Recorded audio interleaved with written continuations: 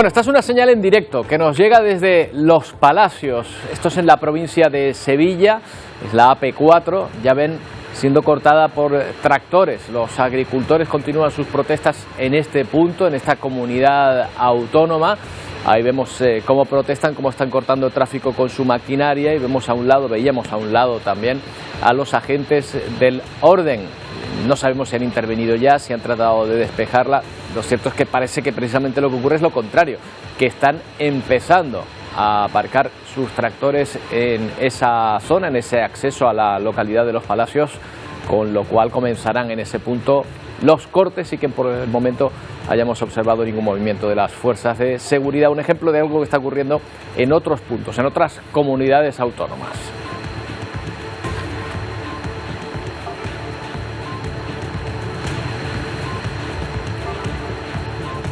¿Qué tal? Buenos días. La presión de los agricultores se mantiene, aunque su agenda de movilizaciones no es común a todas las organizaciones agrarias. Están las tradicionales, que mantienen una serie de paros, y luego la creada al margen de estas, la llamada Plataforma 6F, que inició las protestas siguiendo la estela francesa. Queda por ver si los agricultores logran mantener viva la llama de las protestas pese a la división en sus acciones. Òbviament, el dia 21 anirem a Madrid. Teníamos que bloquear el puerto para dificultar la salida de estos productos que son los que nos están perjudicando. Sí mantienen un discurso homogéneo en cuanto al diagnóstico del sector asfixiado, según su opinión, por una burocracia europea que les exige cada vez más condiciones en materia fitosanitaria y de medio ambiente, y la competencia desleal que observan frente a los productos del exterior que compiten con ellos. Hoy las comunidades más afectadas por los cortes son Andalucía, Cataluña, Castilla-La Mancha, Castilla y León, La Rioja y Valencia. Pero por lo pronto en Madrid, por ejemplo, una de las más importantes, todavía no han conseguido que las protestas alcancen gran resonancia. Hablaremos enseguida de este asunto. Antes nos vamos a Israel, que trata de aflojar la presión diplomática mostrando al líder de Hamás huyendo por un túnel de Yan Yunis, una de las zonas bombardeadas por el ejército hebreo. Israel dice que estas imágenes fueron grabadas el pasado 10 de octubre, al comienzo de la guerra, y que en ellas se ve al líder del movimiento de resistencia islámica, Yahya Sinwar, huyendo junto a su familia bajo tierra. Tenía un búnker, según Israel, con varias cajas fuertes llenas de dinero y alimentos como los que la ONU entrega para ayudar a los gazatíes, y que es otra de las quejas de los israelíes contra el programa de ayuda de Naciones Unidas. Entre tanto, las conversaciones sobre una tregua en Gaza concluyen sin resultados. Rafah se prepara para un asalto israelí. La reunión entre los equipos de inteligencia de Estados Unidos e Israel ha terminado en fracaso. Los periódicos del Cairo dicen que las negociaciones han ido por buen camino y volverán a sentarse a la mesa más adelante. Pero lo cierto es que no hay fecha cerrada por ahora. La Casa Blanca no ha ofrecido detalles sobre los entresijos de las conversaciones, aunque el portavoz del Departamento de Estado reconoce que Estados Unidos está revisando los informes de daños a civiles por parte de las tropas de Israel. Sobre el terreno crece la incertidumbre entre los refugiados ante la anunciada invasión terrestre del ejército hebreo en el sur de la franja. Esbair cuenta que están perdidos, que no saben a dónde ir. Allí se refugia ahora la mitad de la población gazatí. A pocos metros de la frontera con Egipto esperan el anuncio de una tregua o el comienzo de los bombardeos. Nala dice que están cansados de huir de una ciudad a otra. El máximo responsable de Naciones Unidas, Antonio Guterres, advierte de que un ataque a este enclave sería devastador. El objetivo de Netanyahu se mantiene. El primer ministro de Israel dice que no se detendrá hasta destruir Hamás y liberar a los 130 rehenes que siguen retenidos por los milicianos. Entre tanto, la policía ha publicado imágenes del rescate de Luis y Fernando en territorio gazatí. Grabadas desde el casco de un soldado israelí, muestran el momento en el que logran liberarlos. Según han contado, estuvieron 4 meses en un piso de Rafah sin ver la luz del sol y mal alimentados.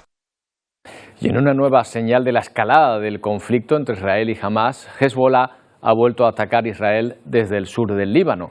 Al menos una persona ha muerto, otras 7 han resultado heridas tras el ataque con proyectiles contra la ciudad israelí de Safed, situada en el norte del país. El líder del grupo chií, Hassan Nasrallah, ha anunciado que los ataques contra Israel no cesarán hasta que se acuerde un alto el fuego en Gaza.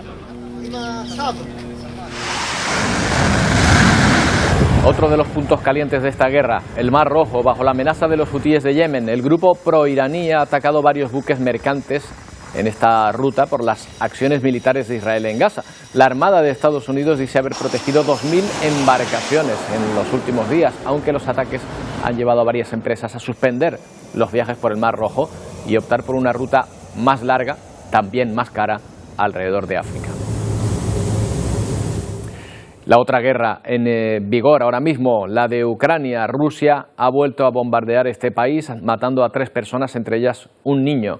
12 más han resultado heridas. El ejército ruso atacó varios edificios de apartamentos, un hospital, vehículos blindados y otras instalaciones ucranianas. La ofensiva entre ambos bandos continúa siendo constante. Las fuerzas ucranianas afirman haber evitado múltiples ataques rusos en las últimas 24 horas. También se han defendido atacando sus sistemas de defensa aérea y sistemas electrónicos. Por otro lado, Rusia ha puesto en busca y captura a esta mujer, la primera ministra de Estonia, Kaja Kallas, por derribar estatuas soviéticas. La acusan de profanación contra la memoria histórica. Rusia castiga estos actos con una pena de prisión de 5 años según su código penal. Estonia, Letonia y Lituania, desde la invasión rusa en Ucrania, se han convertido en firmes partidarios de Ucrania y han adoptado una postura más crítica que nunca contra Rusia, por la que estuvieron ocupadas mucho tiempo. Y el Senado estadounidense ha aprobado este martes un paquete de 95.000 millones de dólares precisamente para apoyar a Ucrania, pero también a Israel y Taiwán. Al mismo tiempo, la Cámara de Representantes planea votar una propuesta para abrir juicio político al secretario de Seguridad Nacional. Nos lo cuenta Paula Díaz. El presidente Joe Biden pidió el martes a los republicanos de la Cámara de Representantes que apoyen un proyecto de ley de gasto suplementario que enviaría 60.000 millones de dólares a Ucrania en su guerra contra Rusia. Apoyar este proyecto de ley es enfrentarse a Putin, oponerse a él es hacerle el juego a Putin. Más de una docena de republicanos votaron con casi todos los demócratas 70-29 para aprobar el paquete de ayuda, argumentando que dejar solo a Ucrania en esta guerra podría fortalecer al presidente ruso Vladimir Putin y amenazar la seguridad nacional del mundo. Ciertamente han pasado años, tal vez décadas, desde que el Senado aprobó un proyecto de ley que impacta tanto no solo a nuestra seguridad nacional, no solo la seguridad de nuestros aliados, sino la seguridad de la democracia occidental. El presidente de la Cámara, Mike Johnson, dijo que no votarán sobre el paquete de ayuda extranjera porque no incluye las políticas fronterizas, las mismas por las que dijo que no votarían el proyecto hace una semana. Bueno, ¿y quién iba a decir que las protestas de agricultores de Francia y España iban a tener su eco en la India? Aunque en honor a la verdad podríamos decir que es al revés, porque allí las protestas de los agricultores duran ya 3 años. Reclaman mejores precios para sus productos. En las últimas horas, algunos de estos agricultores han sido detenidos en su marcha hacia la capital, Nueva Delhi. De un lado, miles de agricultores de más de 250 organizaciones agrarias de la India. Del otro, estos avisos y todo este arsenal y despliegue policial para que detengan su avance hacia la capital del país, Nueva Delhi.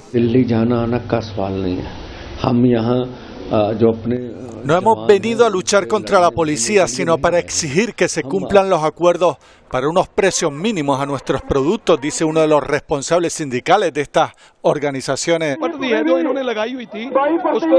Somos los que producimos el grano para la India y otros países y así nos atacan, dice este agricultor, mientras el humo de los gases lacrimógenos y los drones cae sobre ellos. Intentan no respirar un aire envenenado por la policía mientras avanzan en su paso, demostrando que desde Europa a la India, la globalización también globaliza los problemas del campo. Bueno, aquí en nuestro país el movimiento de los agricultores continúa, aunque no lo hace con una agenda conjunta. Las distintas organizaciones que agrupan a los agricultores mantienen sus propias acciones extendidas en distintas comunidades autónomas. Esto, por ejemplo, que estamos viendo es la imagen en directo desde los Palacios en Sevilla, donde se manifiesta un grupo de agricultores. Hasta hace un momento la carretera se había abierto, están haciendo cortes intermitentes para que se permitiese el paso de los vehículos. Ahora, como estábamos viendo hace un momento, se ha vuelto a cortar. Lo cierto es que no es la única protesta de hoy. Hay otra llamativa en Motril, en Granada, donde se va a intentar cortar los accesos al puerto. Pero habrá más en otras comunidades como Valencia, La Rioja o Cataluña, donde ayer fueron más activas. Esta tarde el ministro de Agricultura tiene planeado reunirse con el presidente de Canarias, Fernando Clavijo, también a reunión ordinaria del Pleno del Observatorio de la Cadena Alimentaria, que integran el Ministerio de Agricultura, Pesca y Alimentación, los portavoces de los agricultores, la industria y la distribución alimentaria y consumidores. Los accesos al puerto de Tarragona se desbloqueaban en torno a las 10 de la mañana después de que permanecieran cortados por los tractores de unos 100 agricultores. Pasaron la noche durmiendo en ellos tras continuar reivindicando la necesidad de eliminar la competencia desleal de los productos que no cumplen los estándares europeos. Lo que tenemos que exigir al Parlamento Europeo y a la Generalitat y al Ministerio que se dé una solución definitiva y unirnos, que al final es por tots això. Mientras tanto, los accesos a Mercamadrid normalidad. Hoy estaban llamados a bloquear sus accesos, pero de momento esto no se ha producido. Numerosos agentes de policía controlan sus alrededores desde la madrugada. Sin embargo, en Sevilla y Málaga las manifestaciones agrarias sí que mantienen varias vías cortadas. Esta movilización no es solamente en España, sino ha sido, yo creo, en general en toda Europa. Entonces, la Comisión Europea lo que tiene que hacer es ver que es un problema real de Europa, es ser conscientes de la situación en la que está la agricultura y la ganadería europea y, bueno, a plantear soluciones. Son unos 400 agricultores los que mantienen carreteras cortadas, entre ellas la P7 en Girona o la N11, las dos principales vías de acceso a Francia, y seguirán así al menos hasta que la Generalitat atienda sus reivindicaciones. En total, 13 puntos del país continúan con su calendario de protestas. Jaime da Pena Gutiérrez es el CEO de Bufete DP Abogados y representa la plataforma 6F, en la que se agrupan muchos agricultores al margen de las organizaciones agrarias convencionales. ¿Qué tal, señor da Pena? Buenos días. Muy buenos días a todos los isleños. Gracias por atendernos. Bueno, zanjemos la primera polémica, si le parece. Se habla más en las últimas horas de las salidas de tono de la presidenta de la agrupación 6F, Lola Guzmán, contra la policía, que de las reivindicaciones. La señora Guzmán se ha mostrado arrepentida, pero esta actitud mantiene las críticas. ¿Se han planeado algún relevo al frente de la plataforma? A ver, la verdad es que es una pena que se esté señalando una persona y que pueda provocar un desgaste a la organización 6F. Ella ya hizo un comunicado conforme se arrepentía. Hay que entender también que fue un momento cuando estaban recibiendo palos por parte de la Policía Nacional y fue un momento caliente. Cuando tienes las capacidades volitivas y cognitivas pues mermadas, no actúas con el uso de la razón, actúas pues desde un simple calentón, hablando coloquialmente. Fue lo que pasó. Mostró su arrepentimiento y ya os digo que aquí no se puede hablar de relevo porque hay numerosos portavoces con ideologías multidisciplinares y estamos todos juntos, unidos por la causa, que al final lo que queremos es conseguir estas reivindicaciones. Que lógicamente, pues como han manifestado, hay algunas de índole comunitario, pero hay otras y muchas de índole nacional y sobre todo lo que estamos es intentando pues mostrar nuestra fortaleza para que se cumplan esas reivindicaciones, que creo y me consta que ya está habiendo movimientos por parte del Estado. Sí da la sensación también, señor da Pena, de que cada organización va por su lado. ¿No cree que está diluyendo esa falta de agenda común, por lo menos, las protestas? Bueno, estamos intentando reorganizar todo porque es bastante complicado. Al haber salido de una forma espontánea, lógicamente organizarlo pues es más complejo. Pero vamos a reorganizarlo y ya les adelanto que va a haber una juntanza, una manifestación en la capital de España, en Madrid, que lo haremos público pues en la rueda de prensa del lunes que viene, que es donde yo como portavoz pues explico todos los movimientos, y ahí será público porque ya se ha solicitado de forma fehaciente el día, pero lo haremos público el lunes. Sí, a tu pregunta, lo que me formulaste, es una pena, pero era previsible, ya te digo, de la forma que salió por grupos de WhatsApp, por redes sociales, pues que haya un desgaste. Pero ya le digo que contábamos con ello y vamos a reorganizarlo todo para que no solo los agricultores y los ganaderos de España tengan el privilegio de manifestarse, sino todos los españoles que puedan, pues se acerquen a la capital y que vean pues todo el bloque unitario, porque aquí nos alimentamos todos y todos pues tenemos perjuicios de las consecuencias que está pasando con el sector primario. Lo cierto es que hay comunidades donde se mantienen vivas las protestas, estoy pensando en Cataluña, en Andalucía, ahora estábamos viendo cortes en directo, pero en otras apenas ha tenido eco. Usted estaba hablando, por ejemplo, de Madrid. ¿A qué achaca esta diferencia en cómo se han acogido las protestas en unas comunidades y en otras? Pues es muy sencillo.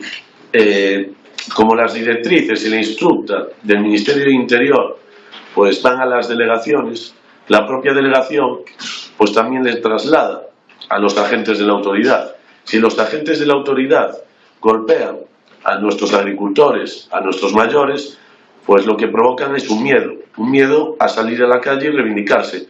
Y hay en comunidades autónomas y hasta en provincias, podemos hablar de la diferencia, pues en función de cómo han actuado con esa contundencia que es golpeando a nuestra gente, pues con este miedo lo que provocan es lo que consiguen, pues con el miedo que la gente no se reivindique. Claro. Muy sencillo, es así. Es cierto, decíamos que no hay una agenda única común en las protestas, pero sí que podemos ver coincidencias claras en el diagnóstico de la situación por parte de todos. Pero ¿se está trasladando esto a peticiones concretas? ¿Quién lleva la interlocución con el gobierno y con Europa? Pues a día de hoy, con el gobierno solo lo llevan las asociaciones y los sindicatos, que es una de nuestras reivindicaciones. Oye, venir aquí, escucharnos, al igual que vosotros tenéis el teléfono de la plataforma, pues que coja el ministro de Agricultura, Luis Planas, al igual que el de Transporte, Óscar Puentes, y que nos llamen. Yo, sinceramente, ya lo dije en la rueda de prensa. De hecho, o sea, gente que forma el gobierno tiene mi teléfono personal, me pueden llamar cuando quieran. Aquí en Canarias, señor Dapena, no ha habido apenas movilizaciones. ¿Ha tenido contactos con organizaciones o de algún tipo para llevarlas a cabo? Soy consciente que en las islas, pues la organización desde un principio no tuvo esa fortaleza, no tuvo esa unión, y eso es lo que deriva pues que la gente no salga en masa y que también provoque ese miedo del que hablaba. Ningún ganadero, ningún agricultor ha salido solo con su tractor, sino ha salido a lo mejor pues de su parcela, de su casa, a juntarse con otros y manifestarse. Y allí no hubo esta organización desde el principio. Los portavoces que tenemos en Canarias, la verdad, es que no tuvieron, a lo mejor porque a lo mejor no tenían esa capacidad para poder unificar ese sentimiento común y hacerlo notar. Por último, Jaime, ¿cree que van a poder mantener las protestas con intensidad los próximos días? ¿Es verdad que se plantean, por ejemplo, sacar el ganado a las calles? Sí. De hecho, ya salió el ganado en Castilla-La Mancha el sábado pasado. Y sí, la estrategia lógicamente va a cambiar. Ya también lo dije en la rueda de prensa, que nos sorprendería, ¿no?, por cómo actúa el gobierno con las leyes, que se pongan a golpear animales cuando van por carreteras. Está provocando que van a prevalecer la integridad física de una persona y no la de los animales. Animales que lógicamente son muy queridos por los agricultores y ganaderos, y no solo como elemento económico, sino también pues ese carácter fraternal que pueden tener con ellos. Jaime Dapena, representante de la plataforma 6F. Gracias por su tiempo. Buenos días. Buenos días, hasta luego. Chao. Bueno, vamos más lejos, hasta Indonesia, porque hoy celebra este país sus elecciones. Son más de 200 millones de personas las que están llamadas a las urnas para elegir a su nuevo gobierno. A esta hora ya se está realizando el recuento de votos. Según los últimos sondeos, el candidato Prabowo es el favorito frente a los otros aspirantes. Los resultados oficiales podrían tardar en publicarse, atención, hasta 35 días. Aunque los primeros resultados provisionales empezarán a saberse a lo largo del día de hoy. Bueno, es una jornada que ha estado marcada por fuertes lluvias en las últimas horas, con inundaciones en Yakarta. Esto sigue siendo este país, Indonesia. El agua, como ven, llegaba hasta las rodillas prácticamente, lo que ha generado retrasos también a la hora de votar en algunos colegios electorales.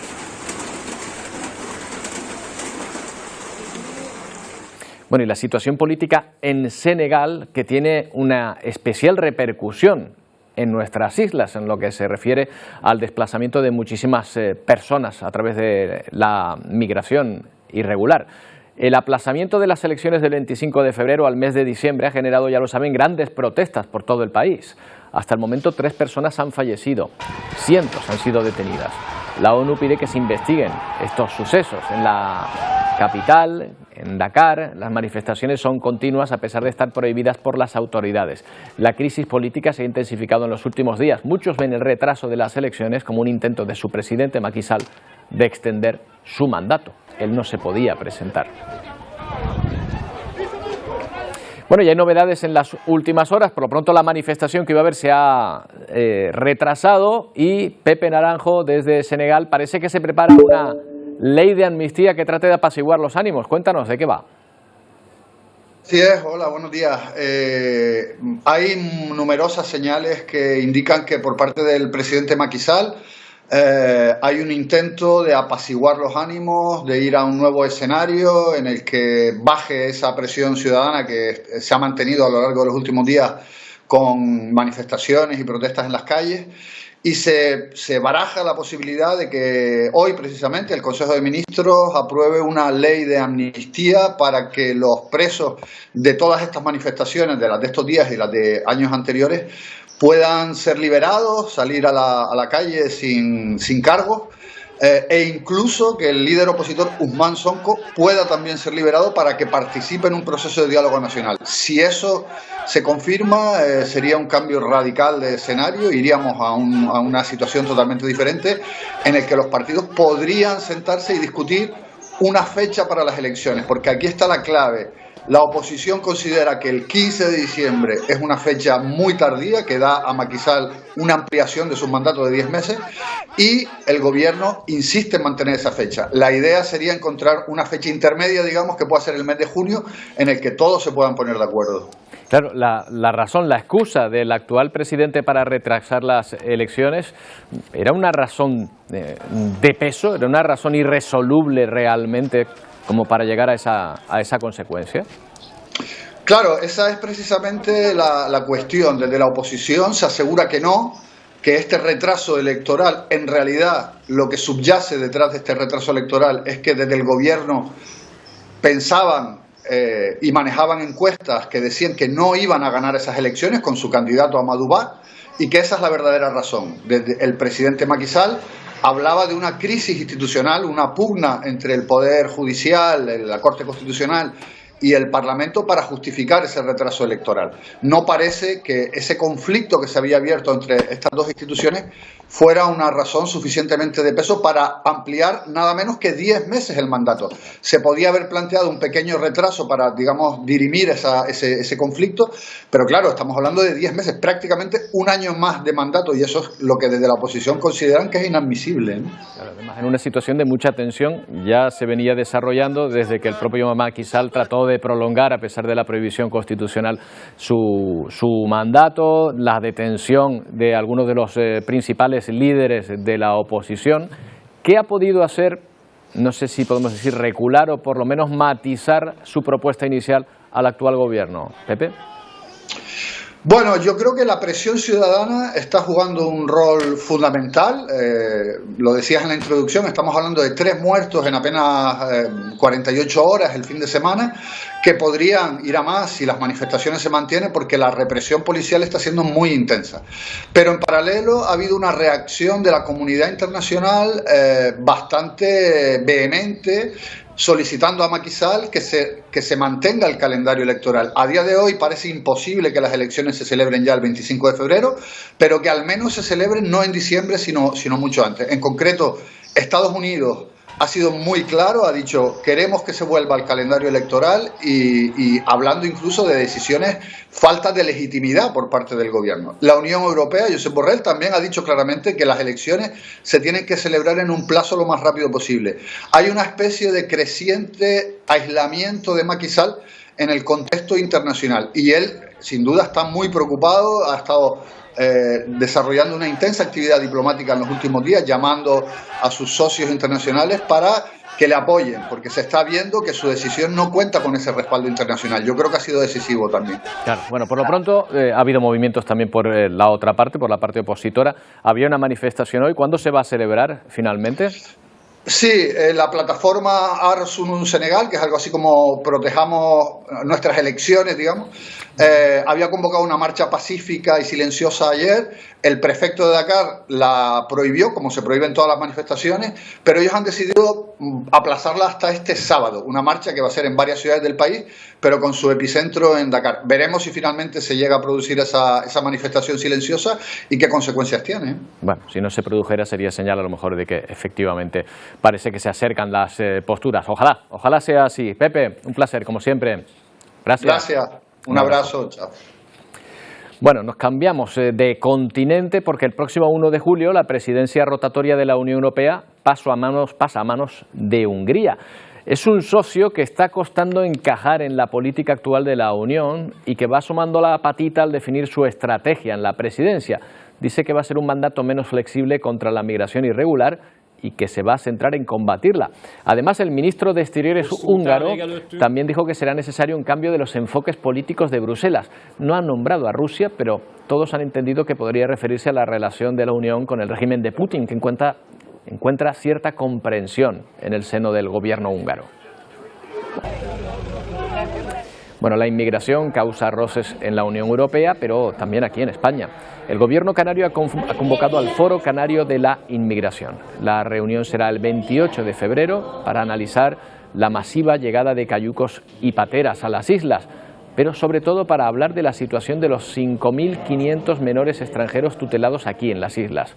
Esta misma semana, el Consejo de Gobierno remitió sus propuestas de cambios en la ley para las derivaciones obligatorias al resto de comunidades. Es decir, que esa solidaridad entre comunidades pues no sea voluntaria, sino que se obligue a aceptar parte de estos migrantes. Estamos hablando de 5.500 en Canarias y de que se podrían llegar a acoger 300 según el último acuerdo. Sobre ello ha insistido la consejera de Bienestar Social en Buenos Días Canarias esta mañana. Ya hemos firmado el documento con Aragón. Entendemos que el posible consenso que ya hay en Canarias puede trasladarse o traspolarse hacia el Congreso de los Diputados y hacia el Senado. Y sigue la investigación por el asesinato de los 2 guardias civiles embestidos por una narcolancha en Barbate. Ahora la Fiscalía pretende investigar a los jóvenes que jaleaban a los narcotraficantes. Escuchen.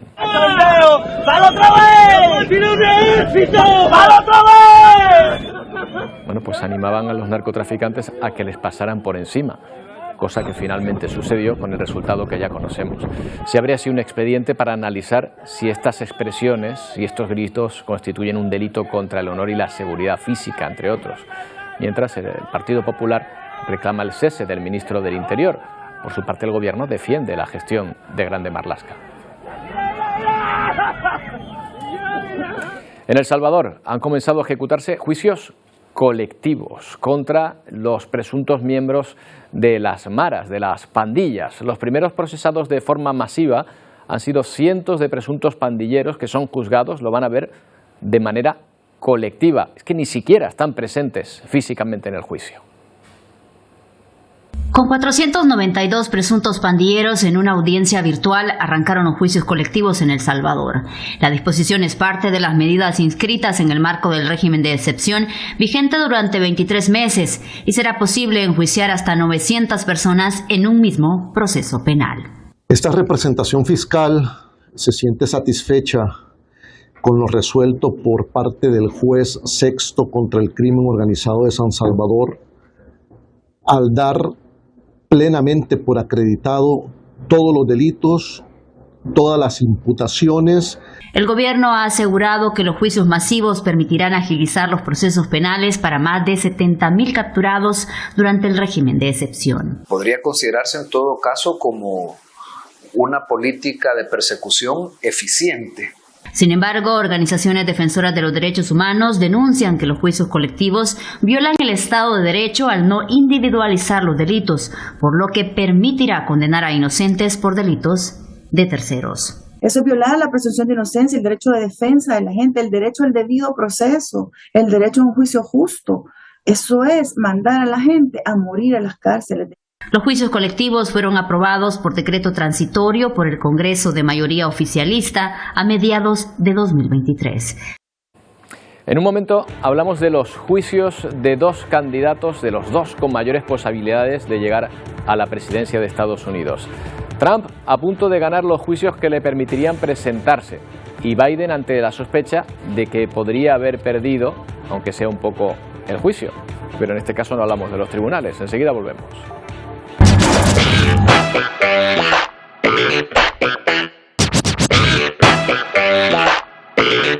Shouldn't get immunity, but Joe Biden.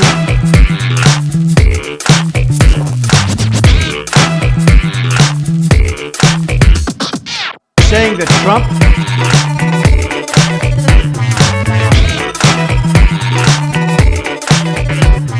that make a speech and using the criminal process.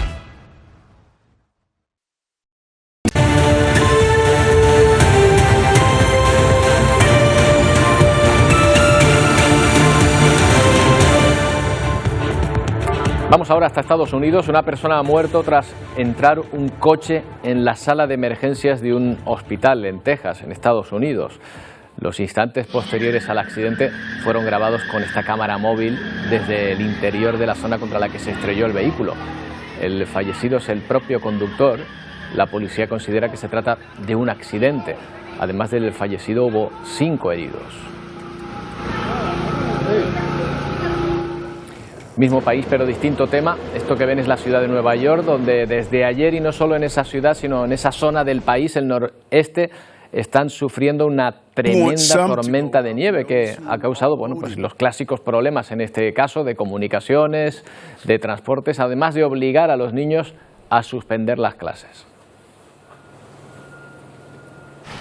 Vamos hasta Estados Unidos, en Atlanta, si no me equivoco, está María Rosman. María, no sé si pasando tanto frío como en Nueva York, cuéntanos, ¿qué tal? Buenos días. Hola, buenos días desde Atlanta, Georgia. No, afortunadamente aquí no nos ha llegado pues esa masa de frío que está azotando ahora mismo ya el nordeste de Estados Unidos, todo lo que es Nueva Inglaterra, definitivamente Nueva York. Aquí se nota un poquito el frío, pero ni siquiera tenemos un copito de nieve, así que en ese sentido estamos mucho mejor. Claro, lo que pasa es que estas tormentas tan fuertes provocan muchísimos problemas, ¿no? En los estados donde las padecen, aunque estén acostumbrados al frío.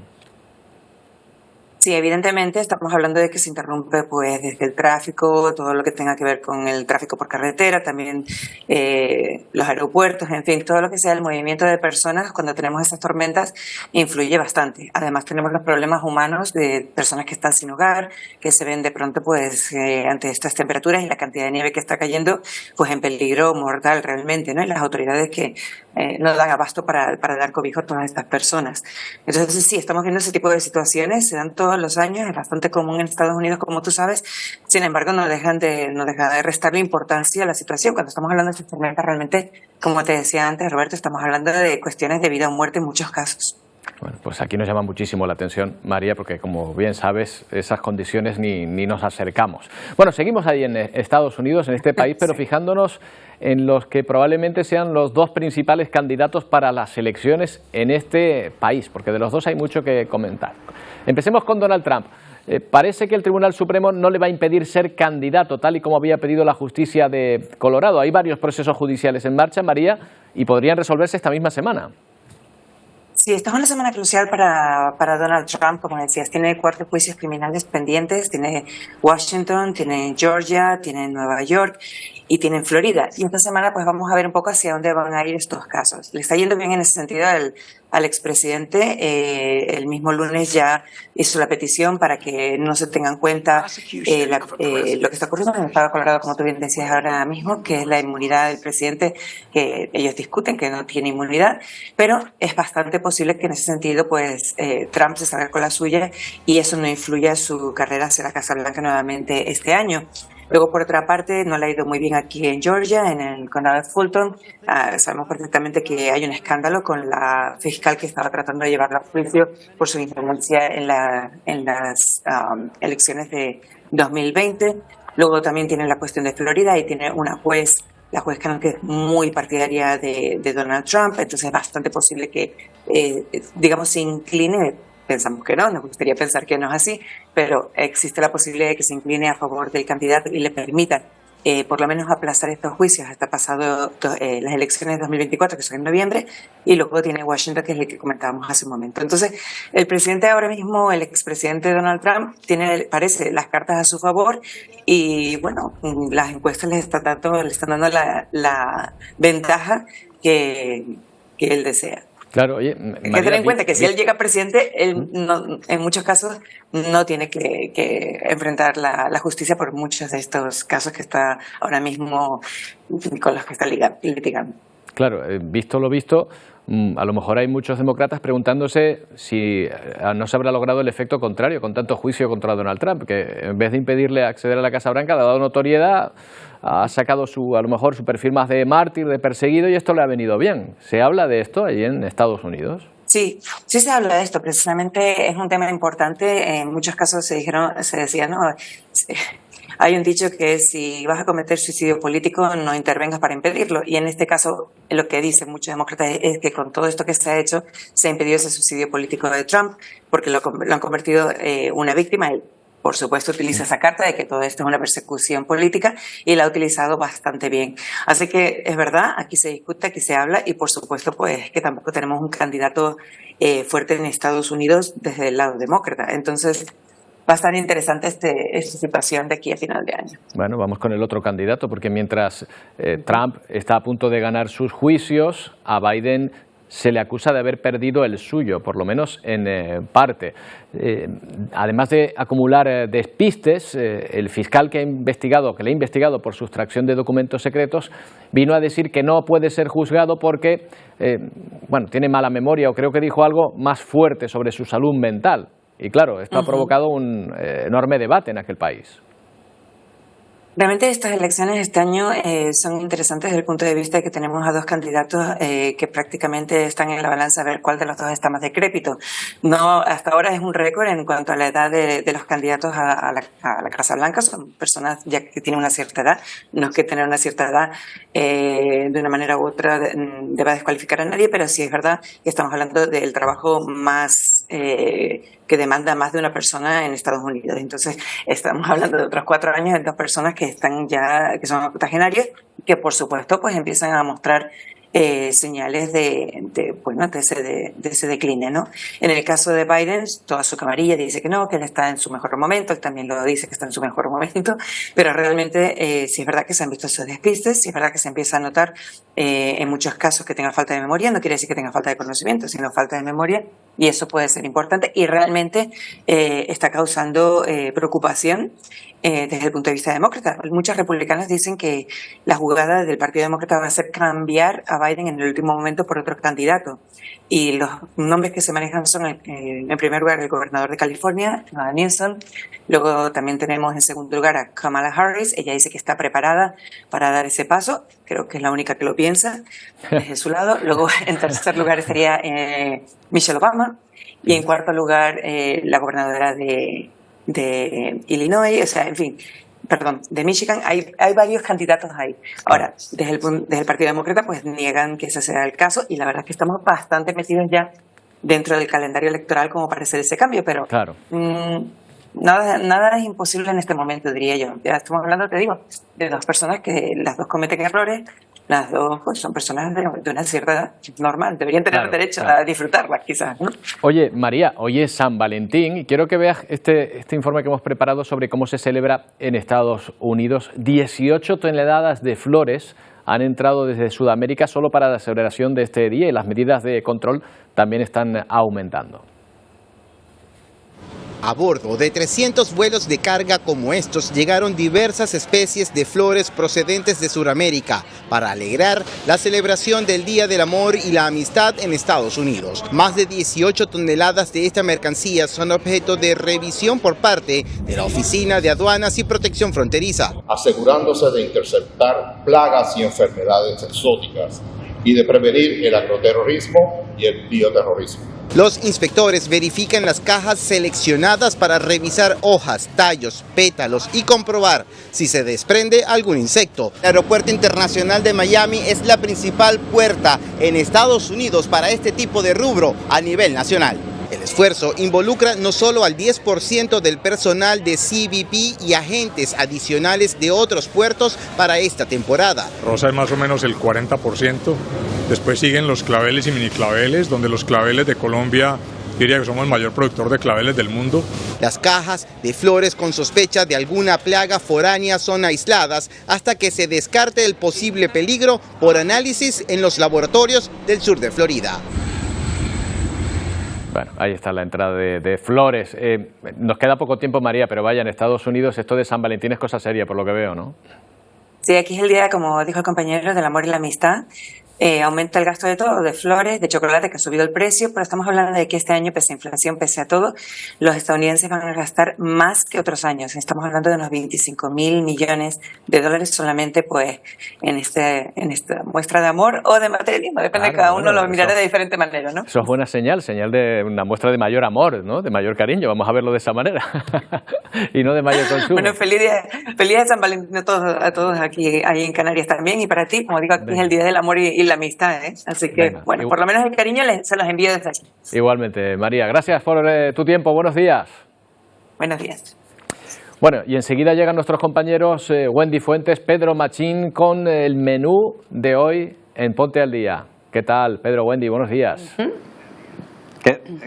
Hola, buenos días. ¿Qué tal, Roberto? Muy buenos días. Pues enseguida comenzamos Ponte al Día. Lo vamos a hacer con muchos asuntos, como por ejemplo la denuncia que realiza Fátima, una madre del barrio de San Nicolás, en Las Palmas de Gran Canaria. Solicita urgentemente que se habilite una rampa para que su hija de 4 años con parálisis cerebral pueda acceder de forma mucho más fácil, ahí están viendo las imágenes, a su vivienda. De momento no han obtenido respuesta por parte del Ayuntamiento de la capital Gran Canaria. Seguiremos este caso, seguimos hablando también de denuncias, en este caso por robos, concretamente en un barrio de Santa Cruz de Tenerife. En estas últimas semanas, los vecinos de las zonas aledañas de la calle Simón Bolívar denuncian el robo de vehículos en estos últimos días. Vamos a estar allí para comprobar qué está pasando. Y vamos a poner sobre la mesa los alarmantes datos de obesidad infantil en Canarias. Han aumentado de forma considerable respecto a 2019 y es una tasa que afecta más a los niños que a las niñas. Estamos viendo cómo menores de tan solo 4 años están padeciendo patologías de adultos, como por ejemplo la hipertensión. Un pediatra aquí en Plató in situ nos va a explicar qué es lo que comen nuestros hijos y nos va a dar las claves para revertir esas preocupantes cifras. No podíamos pasarlo por alto. 14 de febrero, día de San Valentín, día por excelencia para demostrarnos el amor. Y hoy nuestro plató se va a convertir en Amor al Día. Escuchen bien, 2 parejas, un listado de preguntas y un premio de lo más codiciado. Vamos a poner a prueba a estas parejas a ver qué tanto se quieren y qué tanto se conocen. Si quieren saber cómo les vamos a poner a prueba el amor hoy en nuestro programa, quédense con nosotros en tan solo unos minutos aquí en Ponte al Día. Hasta ahora. Hasta ahora. Estaremos atentos, como siempre. Bueno, y la previsión para esta semana todavía de carnaval en las islas. Emilia, ¿qué tal? Buenos días. ¿Qué tal? Buenos días, Roberto. Pues sobre todo calor es lo que te puedo contar, como lo que tuvimos ayer y como lo que estamos teniendo hoy, aunque eso sí, va a refrescar. Es una buena noticia y también se va a ir la calima. Venga, la imagen de satélite, la primera de ellas, venga. Inestabilidad en los alrededores del archipiélago con 2 sistemas frontales que no van a llegar. Lo máximo que van a hacer es enviarnos nubosidad media y alta de oeste a este recorriendo el archipiélago. Tampoco van a oscurecer el día, no es que se note demasiado porque el polvo en suspensión pues impide ver esas nubes, pero esa nubosidad existe. El siguiente satélite ya nos muestra un cambio, un ligero cambio. Mira, por un lado tenemos una masa de aire cálido con calima, la tenemos aquí, y por el otro lado ya estamos viendo el cielo un poquito más negro en esta zona, en donde está La Palma y donde está el Hierro y La Gomera. Está entrando algo de humedad y están generándose nubes de evolución en el interior, las están viendo ahí. Eso quiere decir que las masas de aire van a cambiar y esta masa de aire húmeda va a intercambiarse por la cálida. Esa es la buena noticia. Aún así, las temperaturas hoy están siendo de 28 grados, por ejemplo, en Fuerteventura, o de 26,7 en La Graciosa. Ayer esas temperaturas fueron bastante más elevadas. De hecho, miren, el martes 13 trajo temperaturas de 30,1 grados en Arico, 27,5 en La Palma, 24,5 en el Pinar, la Dehesa, 29,1 en San Sebastián, Sebastián de la Gomera, en Chejelipe. 29,4 en la aldea de San Nicolás, en Tasarte, 30,4 en Tuineje, 30,5 en Caleta de Famara, en Lanzarote y 29,3 en la isla de la Graciosa, y eso para un 13 de febrero. ¿Qué va a pasar en las próximas horas? Bueno, pues en las próximas horas vamos a cambiar de masas de aire, como decía, aire un poquito más frío, se va a llevar el aire caliente de la masa cálida, va a girar el viento y va a empezar a soplar de componente norte para luego hacer nordeste. Eso es una buena noticia porque regresan los alisios, van a traer temperaturas más frescas durante esta tarde y también mañana, aunque el viernes podrían subir ligeramente, pero bueno, ya vamos a volver a tener los alisios con ese anticiclón girando ahí. Y eso se va a traducir en pocas precipitaciones. Si alguien está esperando que llueva, muy poca cosa va a caer, porque de hecho solo se podrían generar nubes de evolución en puntos del interior de Tenerife y de la isla de La Palma, en la cara este. Es ahí donde, como mucho a última hora de la tarde, alguna gota se puede desprender, porque en el resto prácticamente inapreciable. Pero ¿qué va a llegar? El viento se va a intensificar. Mañana no, por eso se generan esas nubes de evolución, pero sí de cara al viernes. Vemos como mañana, durante las próximas horas, apenas hay viento. Mañana, durante la jornada de jueves, no hay viento, pero el jueves por la noche empieza a soplar ya con intensidad esas rachas del nordeste, y de cara al viernes probablemente esas rachas sean bastante más intensas, de más de 60 y 65 kilómetros por hora en las zonas donde habitualmente se acelera el alisio, que es el noroeste y el sureste. Ahí las ve, y también entre los canales, entre islas. Mañana la previsión: intervalos nubosos que van a ir ganando terreno, sobre todo, no sé si lo tenemos por aquí, sobre todo en la cara norte de las islas, con cielos un poquito más abiertos en el sur, con temperaturas que van a ir en descenso y con muy poco viento. Roberto. Muy bien, pues nada, ya veo que por ahora siguen las temperaturas veraniegas en este invierno. Gracias, Emilia. Hasta después. Bueno, eso permitirá celebrar mejor este 14 de febrero, con el que vamos a acabar, no podía ser de otra manera, con una historia de enamorados. Una historia que nos lleva hasta Tailandia. Miren, aquí hay 9 parejas que participaron en una boda colectiva, y de qué manera, montados a lomo de elefantes. Ahí ven a los contrayentes llegando al lugar de la celebración de esta ceremonia muy vistosa, con esos trajes tradicionales tailandeses. Asistimos a esta muestra de amor y decimos pues lo habitual: vivan los novios. Volvemos mañana a partir de las 11 en una nueva edición de Atlántico Noticias. Adiós.